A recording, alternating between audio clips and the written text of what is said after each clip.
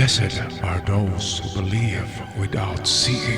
And welcome back sa ating channel mga katiyats para sa ilang minutong treasure marker analysis. At meron tayong natanggap dito magagandang marker ang mga ito. Pero bago tayo magpatuloy, of course, sa mga bago pa lamang ngayon nakabisita sa channel, huwag kalimutan i-subscribe ito para palagi kayong updated sa mga bagong uploads at sa aking event followers. Shout out muna Shout tayo. out Kay Cirilo Jaong, kay Rad Cartuna Obligado, Angelito Capistrano, Team to Refill. Shout out din kay Intensity, kay Tito Asas, Glenn Mario, kay J. Chris Kabigat.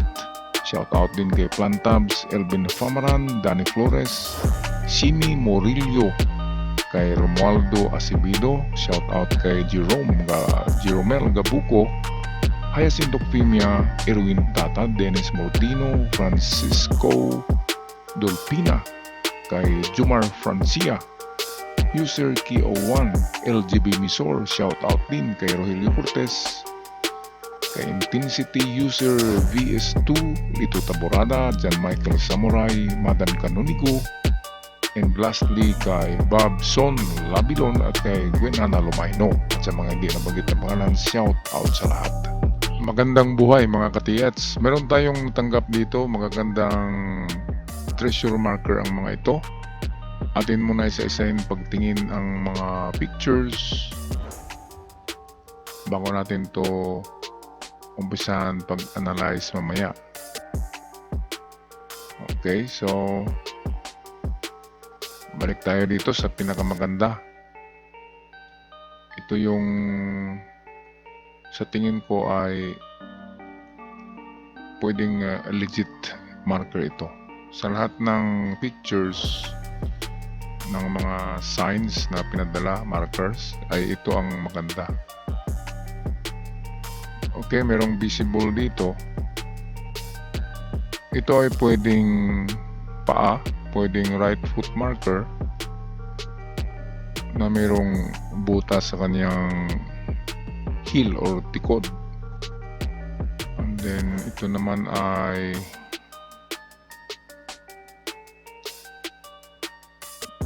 arrow or pwede rin na letter Y pero mababaw. Parang nature lang itong Y. Ito ang visible. So itong nakaganito ay katulad yan ito, dinadaanan niya ng tubig kaya nagkaroon ng guhit. Kaya itong dalawa lang ang magandang marker at itong sa itaas na nagaganyan. Okay, bakit ba may parang may sight dyan ng baril? Okay, kasi yan ay isa rin sa mga sign yan, pointer na makapagturo. Ngayon, meron tayong dalawang possibilities sa pagganap nito mga katiyats. Kung ito ay right foot mark, ang ibig sabihin ay narito sa front ang item niyan. Itong bilog, yan ay 5 meters automatic na distansya. Ngayon, kung tingnan natin ito, itong arrow na nagaganyan na half ang kanyang head, hindi kumpleto, hindi ganyan. Sa mga nakuhang treasure sa ganitong sign na nakatayo, ito ay 4 meters distance. Kaya kung tingnan natin, papunta rin siya dito. Sa 4 meters ay halos kapareho lang yan ng 5 meters kung lakihan ng hukay. So 4 and 5 meters tayo sa harapan. Ang arrow ay ano ito na arrow? Double meaning to palagi. Pwedeng dito sa mahaba ang kanyang punterya at pwede rin na dito sa kanyang maiksi. Ayan. Distansya ganoon pa rin, 4 meters. Okay, pangalawang pag ano nito, pag decode natin ay kung hindi paa ito, kung ito'y horseshoe or letter C na mahaba na ganyan. Kung yan ay letter C at merong butas, ay maganda yan kasi merong sight dito sa itaas. So pwedeng diyan sa likod, sa unahan niya, pwede diyan ang item, at itong arrow ay pwedeng totoong arrow siya na nagpoint talaga ng treasures. Okay, ang mga arrow kasi ay merong mga arrow na reverse. Kahit arrow siya tingnan, pero baliktad ang direksyon. Lalo na itong ganyan lang na arrow, itong half lang, half head, ay maraming kahulugan yan, hindi lang isa. Okay, so sa likod, ang pangalawa natin na punteriya, yan, number 2. Ganon din na layo, 5 meters. At adjustment ay 4 meters. So 4 to 5 meters. Sa likod pa rin, mga ka-TH. So maganda ang ang sign na ito. Ngayon, kung meron kayong diyan, kahit pendulum or dowsing rod, try nyo pag-ikot. Okay, try nyo pag-ikot sa layo na 5 meters. 5 meters east to west, north south. Try nyo pag-ikot at i-dowsing nyo kung saan merong detection ng inyong dowsing or drop 1. At kung saan man yan mag-detect sa layo na 5 meters galing dito sa bato, ay pwedeng doon din kayo mag-start pag-test dig. Itong atin, assuming ito na wala kayong gagamitan sa treasure hunting, kaya treasure sign reading tayo. Ngayon, kung maniwala kayo sa hindi, mga ka-TH, marami ng ka-TH natin na merong detector, merong scanner, na itong parang nagkaroon sila ng interest sa treasure codes in signs. Kasi kahit anong detect nila, nagdi-detect talaga ang lupa. At kahit anong scan, meron talagang ma-scan sa lupa.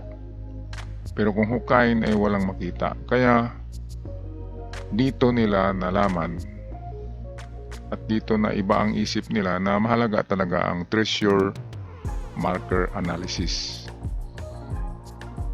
Kaya sa mga trailer ko ay sinasabi ko na hindi pwedeng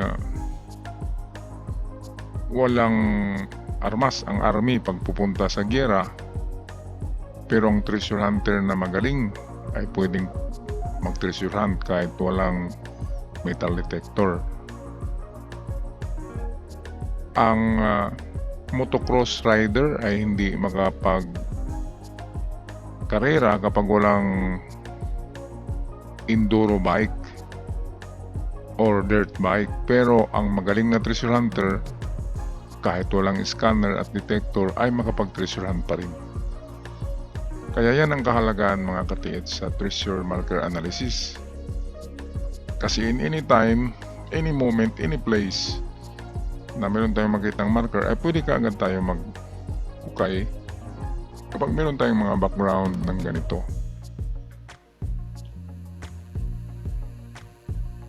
Okay, so patuloy tayo. Ito naman, sa tingin ko ito'y nature pattern ito. Pero maganda siya na na sign. Kung hindi lang yung nature, ay siguradong may treasure dyan. Lalo na meron siyang 3 guhit dito. At lalo na ito. Yan yung kanyang pointer. Ngayon, kung makakita kayo ng ganito na talagang man-made, naka-carve sa bato, ay ito na lang ang sundin nyo. Ang kanyang pinakamahabang linya. At dito, dahil may 3 guhit, that can be 3 meters or 15 meters. So, 2 test dig sa ganyan kung sigurado kayo na ito'y man-made. Pero pag masdan nyo ang mga bato dyan, meron talaga siyang mga hiwa. Ganyan, no? Kaya nasabi ko na ito'y nature-made. Okay, pero kung ano, sa ibang lugar makakita kayo ng letter A na ganito. So, ganyan lang ang paghanap. 3 to 15 meters dahil given dito ang 3 lines. Okay, patuloy tayo sa iba pang ito. Ito mga katiyetso.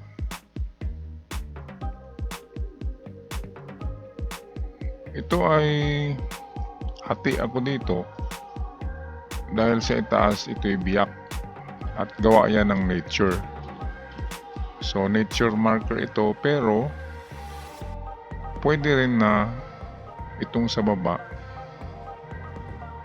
itong sa ibaba niya na 3 linya, ito pwedeng yan ay man-made, pero itong sa itaas kalikasan yan. So merong ilong ang bato, kaya maganda nga ito, parang ano parang ulo ng hayop. So pwedeng pointer nga ito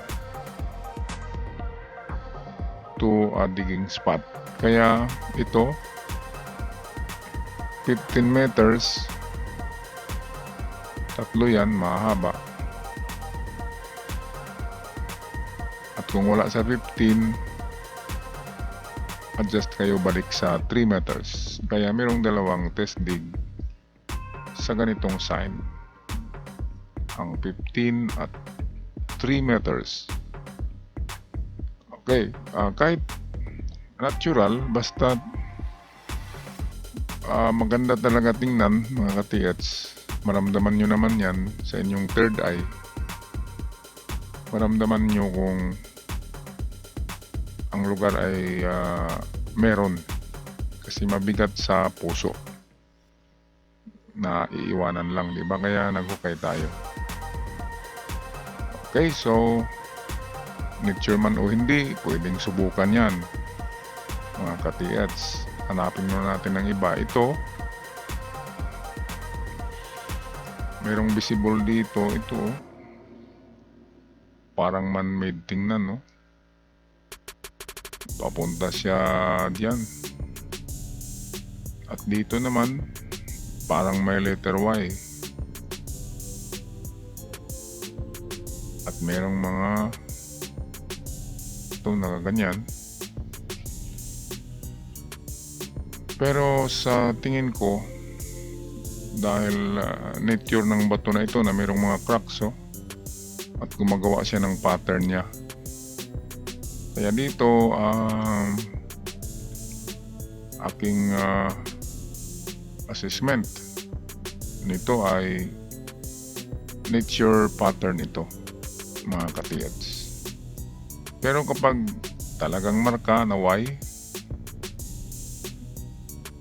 ang nakita nyo sa ibang lugar, okay, ang Y ay talagang sign for treasure yan. Ang Y is a tunnel which is nandyan lang sa kanyang malapit. It can be dito, susundan natin yung kanyang linya, ito, or it can be sa likod niya kasi wala siyang kasamang arrow. Ang arrow ng Y ay itong mahaba niya na linya. Okay, pero kung meron kayong pendulum o dowsing, i-douse nyo ang palibot ng bato sa distansya na 5 meters diameter, at kapag merong ma-detect, pwede kayong mag-test dig doon. Okay, so meron pa tayong isa dito.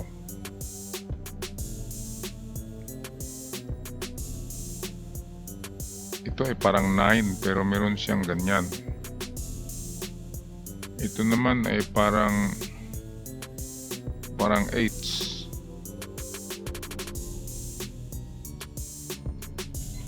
So dito mga katiyats, hati pa rin ako dito. Pwedeng nature pattern ito, pwedeng man-made. Okay, ang maganda rito nga na sign ay ito. Itong parang 9 na kanji.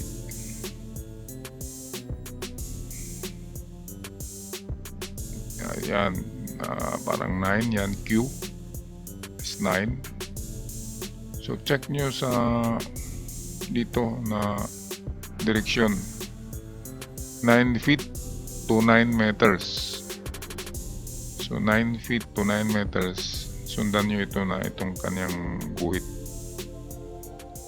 sa unahan kung anong meron. Pwedeng meron pang bato doon na meron na namang marka, at doon na maghukay sa bato na yun kung meron.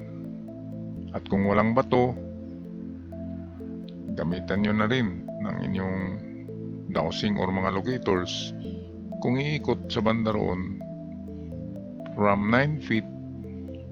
So that is 3 meters to 9 meters. So 3 to 9 meters. Itong dalawang guhit na malalaki ay pwedeng distansya ito.